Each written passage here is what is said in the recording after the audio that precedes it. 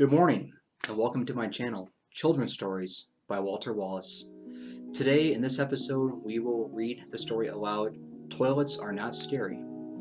This is a story I wrote because I remember when I was a child, I did find the sound of the flushing toilet to be something very terrifying. So in this story, we kind of look at that, we examine it, and maybe show why the flushing sound of the toilet isn't so scary after all. Toilets Are Not Scary by Walter Wallace. The sound of the toilet flushing truly can be terrifying, can't it? It's likely one of the loudest and most upsetting moments of your day. What was once a calm and sleepy toilet has now turned into a loud, hungry, and scary monster. Like a big, red flying monster with a loud roar and sharp teeth. No wonder you want to run out of the bathroom as fast as you can. No wonder you don't want to flush either, because that sound is terrifying. It sounds like 100 airplanes, helicopters, and rockets are all taking off at the same time. I can't even hear myself think. I would want nothing to do with this toilet monster either. I believe I may know a secret though. Let's think about this for a second. Has the toilet ever come to life?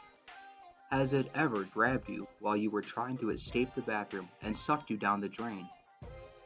Has it ever opened and closed its lid as if creating some sort of mouth and you were on the menu? My guess is that none of this has happened because we're having this conversation. And if it has happened, then I guess I'm a liar. Even though your imagination is vivid and you're able to come up with all kinds of interesting stories, imagine new lands, and believe in worlds where everything can be and will be possible. Let's think about what actually happens after you flush. Right before you're finished using the bathroom, your tummy starts to get upset and you begin to fear the flushing part. You look around the bathroom and make sure there is a clear path to the door. You also make sure the door is open as well so you can make a clean escape. After you get off the toilet, you stand as far away as possible from the toilet as you reach your hand towards the knob to flush. Your body is turned towards the door, and your feet already start walking that way as your hand reaches the cold knob. You muster up the courage to flush with a strong push on the knob. Then the monster wakes up, and the water begins to swirl. The sound gets louder and louder as you bolt towards the door, hoping that nothing grabs your feet and drags you towards the toilet on your way out. You run out the bathroom and down the hallway, diving into the couch headfirst. Safe at last. Another close call. But guess what? There wasn't really a monster, was there? It wasn't actually that loud. The toilet didn't grow teeth, it didn't try to grab your foot, and it didn't pull you back towards it as it fled the bathroom. That's one active imagination you have. Maybe you should be a writer or make movies one day. I bet you'd be great. Let's go back to the bathroom and try flushing again, because it really didn't seem to be that bad after all. This time, you still feel worried and anxious, but that's okay. It's okay to feel a certain way, but what makes a person strong is how they handle their feelings. The feelings themselves are unavoidable, but our actions are something we can control. So you're feeling worried, scared, and beginning to think the monster is coming back right before you flush. You put your hand on the cold knob and push down. The water begins to swirl, and the toilet gets loud. You watch the water go around and around like a little tornado, but the toilet never grows teeth.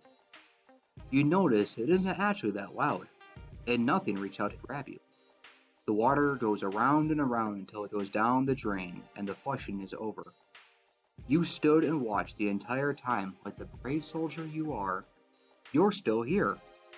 The toilet didn't take you, but most importantly, you've just overcome your fear of flushing the toilet. Nice work. Those feelings of fear, anxiety, and having to run away are now emotions that you control. What else are you afraid of? Let's go conquer that as well. Remember this phrase when you're about done using the toilet. This always helps me when I start getting worried about the toilet flushing process. I feel myself getting worried and afraid, but these emotions are about to fade. Once I flush, I'll wave goodbye, and now those bad feelings I get to deny. This would be a good point in the story. If you wanted to pause, you could, and you could talk about it with your friends, with other kids in your classroom, other kids at your daycare, with your parents, or with a teacher. Kind of want to discuss what you just read, maybe some lessons that can be taken away. And if you want to just watch straight through, that's also an option as well.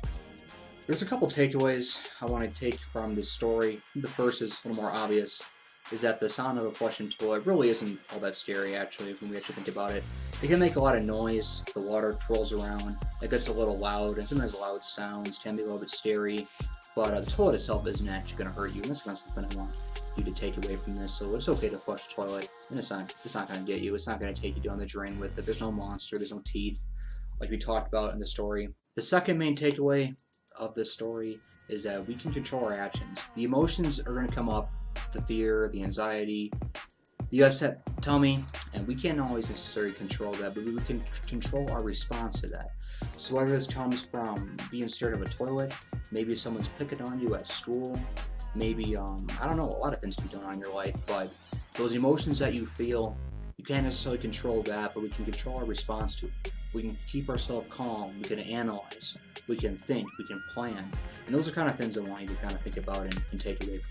My challenge to you for this week is to kind of take this lesson that we had in the story and apply this to your own life. Maybe you are afraid of using the toilet. Maybe you don't like taking naps in the afternoon. Maybe waking up is something that's a struggle for you in the morning and do to daycare, do to school. And remember, we can have those emotions, those things that they come up and I don't want to get up in the morning. Maybe I'm afraid to use the toilet. Maybe I don't want to take a nap. I don't want to miss time with my friends. But those emotions are going to come. But the important thing is how we respond to that. So let's have a game plan. Let's think about when it's time to lay down. It's only a short amount of time. It's not that long. The toilet flushing process, 15, 20 seconds at the most, and it's over. So it's kind of your call to action for this week. Remember, have those emotions, analyze what's going on, think about it, then have an action plan. Thanks for tuning in, guys. We'll see you next time. Thanks again for tuning in to the channel. If you do like this content, go ahead and subscribe to the channel, share it with your friends, with your family.